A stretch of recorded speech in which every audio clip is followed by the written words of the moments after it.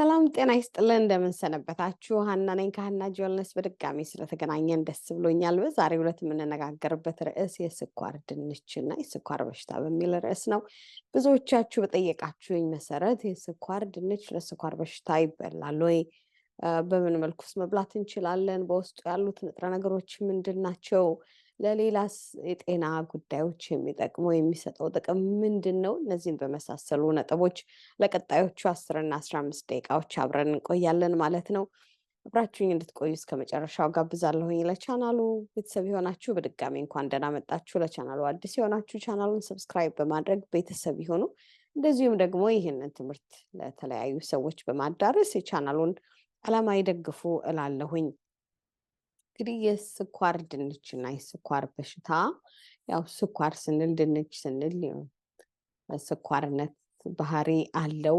ድንች ደግሞ ራሱን ይዞ ስታርችነት አለው። ታዲያ እንዴት በሆነ መልኩ ነው ለስኳር በሽታ ይስማማል አይስማማም ማለት የምንችለው? ወደዛ ከመሄዳችን በፊት በውስጡ ስለያዛቸው ንጥረ ነገሮች እንነጋገራለን። እንግዲህ ስኳር ድንች በጣም በርካታ የሆኑ አይነት ስኳር ድንቾች አሉ። በሀገራችን እንኳን ውስጡ ነጭ የሆነ ስኳር ድንች አለ። እንደዚሁ ደግሞ ውስጡ ብርቱካናማ ቀለም ያለው የስኳር ድንች አለ። እንግዲህ እንደ ከለራቸው እንደ አይነታቸው በውስጣቸው ያሉትም ኮንቴንት በትንሹ ይለያያል። በዛሬው ዕለት እንግዲህ ለእናንተ ያቀረብኩት በብዛት በበርካታ ዓለማት ስለሚበላው ውስጡ ነው ብርቱካናማ ስለሆነው የስኳር ድንች አይነት ነው። እንደዚሁ ደግሞ በኤዥያን በተለያየ ሀገር የሚበሉት ፐርፕል የሆነ ሐምራዊ ከለር ያለው በጣም ሲያዩት የሚያምር የስኳር ድንች አይነት አለ። ሌላም አይነቶች አሉ እንዳለንበት የዓለሙ ክፍል ማለት ነው። ወደ ንጥረ ነገሮቹ ስንሄድ በፎሌት የበለጸገ ነው። ወደ 11 ማይክሮግራም አለው። ስታርችነት አለው። ቅድም እንዳልኳችሁ 12.6 ግራም ስታርች አለው። ፖታሲየም አለው በውስጡ። ቤታ ካሮቲን የምንለው ያው ያ ብርቱካናማ ቀለም የሚሰጠው ቤታ ካሮቲን ለብዙ ጤንነት የሚያግዝ እሱም ንጥረ ነገር አለው። 810 ማይክሮግራም የሆነ ቫይታሚን ኤ ያለው በውስጡ በጣም ነው ጠንካራ የሆነ ንጥረ ነገር ወደ 709 ማይክሮግራም አለው። ቫይታሚን ኬም አለው በውስጡ። ካልሲየም አለው ለአጥንት ጤንነት የሆነ። እንደዚሁም ደግሞ የተወሰነም ፕሮቲን አለው። ሙቀት ሰጪ ምግብ ቢሆን የተወሰነ ፕሮቲን አለው ወደ 1.57 ግራም አለው። እነዚህ እንግዲህ ሁሉ ንጥረ ነገሮች በ100 ግራም ያልበሰለ የስኳር ድንች ውስጥ ያሉ ንጥረ ነገሮች ናቸው። መጠኑ በበዛ ቁጥር ያው የእነዚህም ቁጥር መጠኖቻቸው ይጨምራሉ ማለት ነው። ካርቦሃይድሬትም አለው 20.1 ግራም ካርቦሃይድሬት አለው፣ ከፍ ያለ ነው። ፋይበር 3 ግራም አለው። ሶዲየም ወይም ጨዋማነቱ 55 ሚሊግራም ነው። አይረንም አለው የተወሰነ 0.6 ሚሊግራም አለው። እንደዚሁም ደግሞ ግላይሲሚክ ኢንዴክሱ ቅድም እንዳልኳችሁ እንደ አይነቱ እንደ ከለሩ ይለያያልና ከሞዴሬት ከምንለው ከ45 ከ55 ጀምሮ እስከ 94 ድረስ ይሄዳልና እንግዲህ ኋላ ላይ ለስኳር በሽታ ነው ተስማሚ ነው ወይ ለሚለው ጥያቄ እናንተ ኦልሬዲ እንደመለሳችሁት ተስፋ አደርጋለሁኝ።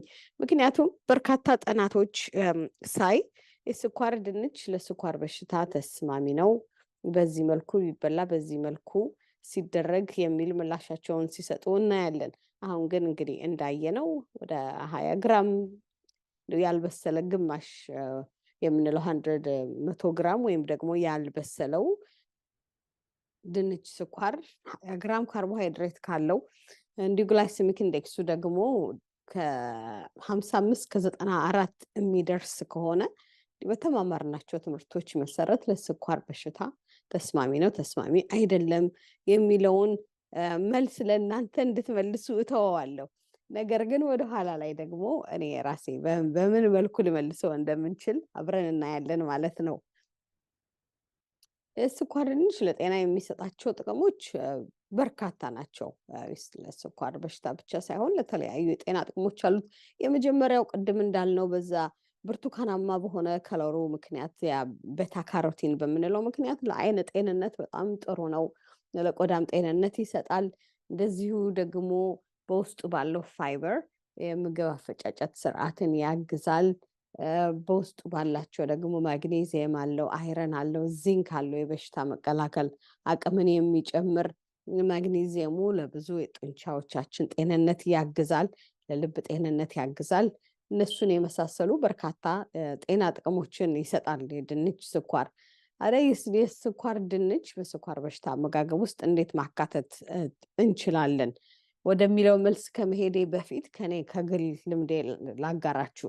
እንግዲህ የስኳር ድንችን እኔ በተመገብኩባቸው አጋጣሚዎች ሁሉ በ30 ደቂቃ ባልሞላ ጊዜ ውስጥ የስኳር መጠኔ ከ90ዎቹ በፍጥነት ወደ 300ዎቹ ሄዶ ነው ያየሁት። እንግዲህ ከስኳር ድንቹ ሊሆን ይችላል፣ ከኔ የሆነ ጉዳይ ሊሆን ይችላል ብዬ በተለያየ ጊዜ አሳልፌ ሞከርኩት። ምክንያቱም በጣም በርካታ ጽሁፎች፣ በርካታ አይነት ቪዲዮዎችን አየሁና የስኳር ድንች ለስኳር በሽታ ተስማሚ ነው የሚል በራሴ እስኪ ደግሞ በልቼ ልየው ላረጋግጥ ባልኩ ጊዜ ያለው እንግዲህ እጄ ላይ ያለው መመርመሪያ በየ5 ደቂቃ አፕዴት ያደርገኛል የስኳር መጠኔ ምን እንደሆነና በዛ አማካኝነት በላሁባቸው አጋጣሚዎች ሁሉ የስኳር መጠኔን በጣም በፍጥነት ነው ከፍ ያደረገውና እኔ እንግዲህ ምስማማው ቅድም ግላይሲሚክ ኢንዴክሱ 94 ነው ከ45 እስከ 94 የሚል ነበር ሬንጅ የተሰጠን። እኔ ምስማማው በ94ቱ ነው። ምክንያቱም በዛ ፍጥነት ያን ያህል የስኳር መጠንን ከፍ ማድረግ ከቻለ ለስኳር በሽታ ተስማሚ አይደለም በኔ እይታ። እንግዲህ ሌሎች ደግሞ ተመግቦ እንደ ሰውነታችን የስኳር ያመጋገባችን እንደ ብዙ ሁኔታዎች ይለያያልና ምናልባት የሚስማማቸው ሰዎች ሊኖሩ ይችላሉ።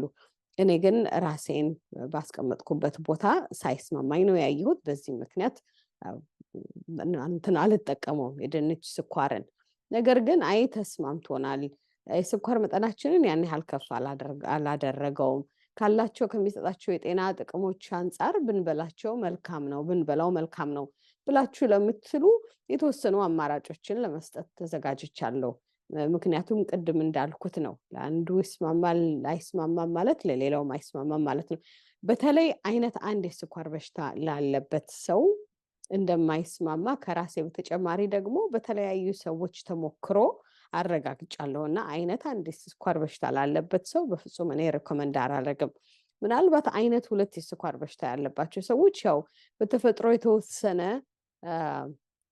ኢንሱሊን ሰውነታቸው ስለሚያመነጭ ሃንድል ሊያደርገው ወይም ሊቋቋመው ይችል ይሆናል። አይነት 1 ግን ጤናማ የሆነ የምግብ ምርጫ አይደለም።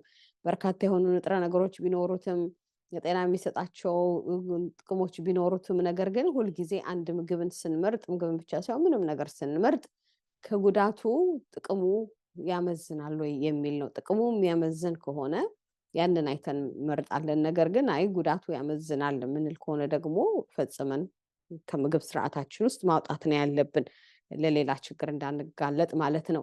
እንግዲህ ተስማምቶናል፣ በዚህ መልክ ልንበላ እንችላለን የተወሰነ ለምትሉ ደግሞ እህት ወንድሞች፣ የመጀመሪያው ራሱ ድንች ስኳርን በደንብ አድርጎ እንትን ብሎ ቀቅሎ መሀሉን ከፈት አድርጎ የተወሰነ ፕሮቲን ነገሮች ወይም ገንቢ ምግብ የምንላቸውን እንደ አሳም ስጋ ምንም ሊሆን ይችላል፣ ወይም ደግሞ ሽምብራ ሊሆን ይችላል። እሱን ሊሆኑ ደግሞ አትክልታዊ ቅጠል ነገሮችን ዋናው ቁም ነገሩ ምንድነው? ተበልቶ ወደ ግሉኮስነት በፍጥነት ወደ ደማችን ውስጥ እንዳይቀየር ለማዘግየት የሚረዱንን ፕሮቲን አትክልት ነገሮች ለዛ ይረዱናልና ከነዛ ጋር ቀላቅሎ መብላት ነው። ሁለተኛው አማራጭ ደግሞ እንደዚሁ በተቻለ መጠን ብቻውን ነጥሎ አለመብላት ነው። ግላይሲሚክ ኢንዴክሱ በጣም ፈጣን ስለሆነ የስኳር መጠናችንን ከፍ እንዳያደርገው ከተለያዩ ምግቦች ወይም ደግሞ ምግባችንን ከበላን በስተመጨረሻ ምሳም መክሰስም ይሁን ቁርስም ይሁን እራት ላይም ይሁን ለመብላት የምናስበው የተቀቀለ ወይም ደግሞ እንደዚሁ በእሳት ላይ የተጠበሰውን ከምግብ በስተመጨረሻ መመገብ እንችላለን። እሱ ትንሽ ስቴቢሊቲ ሊሰጠን ስለሚችል ነው። ለመመገብ ደግሞ ሪከመንድ የማደርገው ወይም ደግሞ በዚህ ሁኔታ ባትበሉት ብዬ የምለው ምንድነው? የተጠበሰ የስኳር ድንች ነው።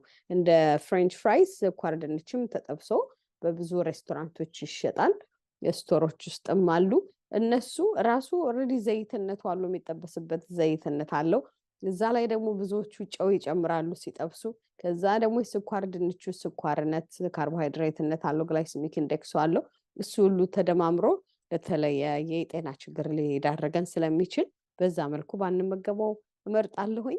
ነገር ግን ቅድም እንዳልኩት መብላት ካለብን ከተለያዩ አይነት አትክልቶች ጋር ቀላቅለን በሰላጣ ሲበላ አይቼ አውቃለሁኝ። እንደዚሁም ደግሞ ቅድም እንዳልኩት ከተለያየ ፕሮቲኖች ጋር ቀላቅለን ወይም ደግሞ ምግብ ከበላን በስተመጨረሻ እንደ ዲዘርት አድርገን መመገብ እንችላለን ማለት ነው። እንደዚህም ባለ መልኩ ደግሞ እንድንመገበው ብዙ ጊዜ አልመክርም። ተቀቅሎም ቢሆን እንደዚህ ተፈጭቶ ባዶውን ሲበላ ባለፈው ጊዜ እንደተማማርነው በኔክድ ካርቦሃይድሬትስ የምንላቸው አለ። ምንም ነገር እንትን ያላቸው ያልሸፍናቸው ማለት እንደ የስኳር አፈጫጨቱን ወይም ወደ ግሉኮስ ውስጥ የመቀየር ሂደቱን እንዲያዘገይ የሚያደርግ ምን ከምንም ነገር ጋር ካልተጣመሩ ኔክድ ካርቦሃይድሬትስ ነው የምንላቸው። እነዛ እንዳይሆን በዚህ መልኩም ባንመገበው ጥሩ ነው።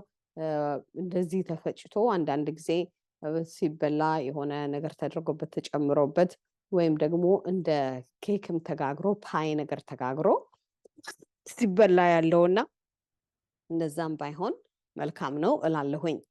እንግዲህ ስለ ስኳር ድንች ስላላቸው ጥቅሞች ለስኳር በሽታ ይጠቅማሉ በሚል ርዕስ እስካሁን ድረስ ተነጋገርን። እኔ እንግዲህ ከራሴ ልምድ እንደ አይነት አንድ ስኳር በሽተኛ ለአይነት አንድ ስኳር በሽታ ላለባቸው ሰዎች ሪኮመንድ አላረግም።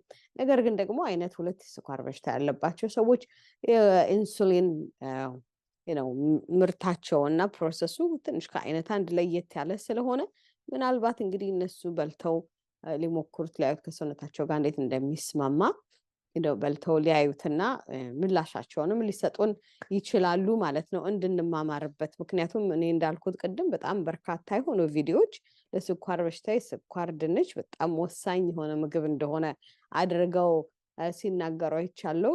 ግን ከራሴ ልምድ ደግሞ የሚጠቅም ስላልሆነ ባንመገበው እላለሁ። ሌላ በርካታ የሆኑ የምግብ አማራጮች ስላሉን ማለት ነው። እስከ ትምህርቱ መጨረሻ ድረስ ቆያችሁ አመሰግናለሁኝ። ይህ ትምህርት የሚጠቅማቸው የሚያስፈልጋቸው ሰዎች ሁሉ ትምህርቱን በማዳረስ የቻናሉን ዓላማ ይደግፉ። በሚቀጥለው ጊዜና ሰዓት እስክንገናኝ ድረስ ደግሞ መልካምና የተባረከ ቀን ይሁንላችሁ። አስተያየቶቻችሁን፣ ጥያቄዎቻችሁን እንደተለመደው በኮሜንት ባክሱ ላይ ያስፍሩ።